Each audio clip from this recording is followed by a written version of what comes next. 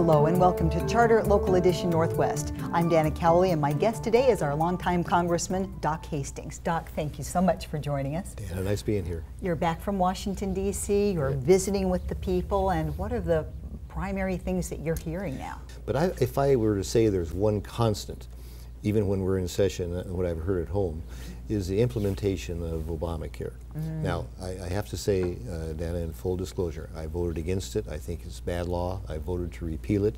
I think it's going to damage our economy, so I wanted to get that out. I'm not a fan of this at all, but it is the law of the land.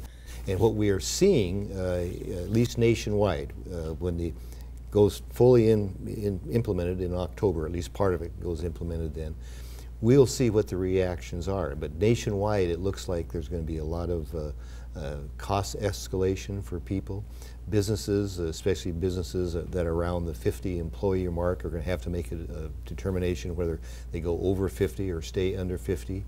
You have now that can be quite stifling to a growing company. It really is, and that's and they shouldn't have to make that decision based not on their business, but extracurricular, if you want to say it that way, you have events. To make decisions that make sense financially for the business. Exactly. And if that becomes a big financial factor, you might not hire.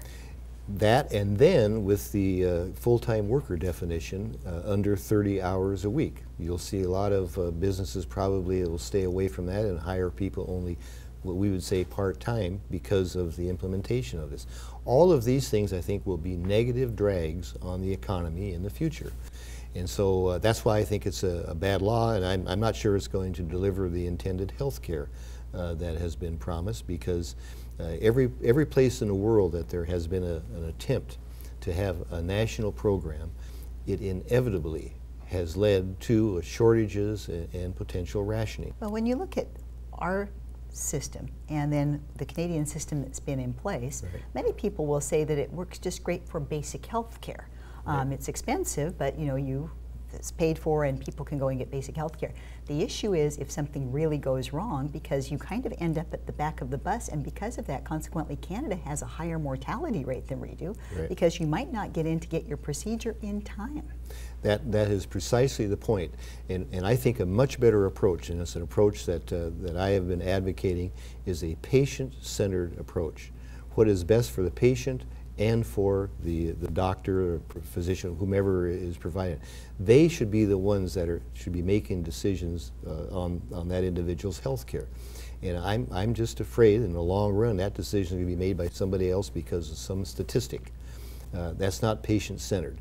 So it appears, at least in different parts of the country, that this implementation is having some very difficult times, or the president would not have postponed.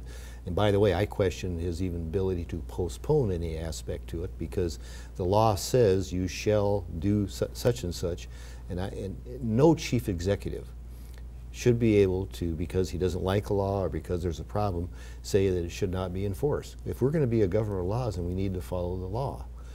I don't like the law. I want to make that very plain, but nevertheless, the law needs to be followed, but it certainly appears that it's having problems nationwide being implemented. Have you decided how and when you are going to sign up to comply with the law? Well, this is one of the ironies, and this is one of the problems with the law. There was an amendment that was offered saying that members and their staff had to comply with the law. Okay, that's fair. But now the Obama administration just last week said no, members and their staffs will be treated differently. Now, I think that is just another example of where this law has gone wrong. Thank you so much. Thank you very much. We really appreciate you being here. Thank Congressman Doc Hastings, I'm Dana Cowley, and you're watching Charter Local Edition Northwest.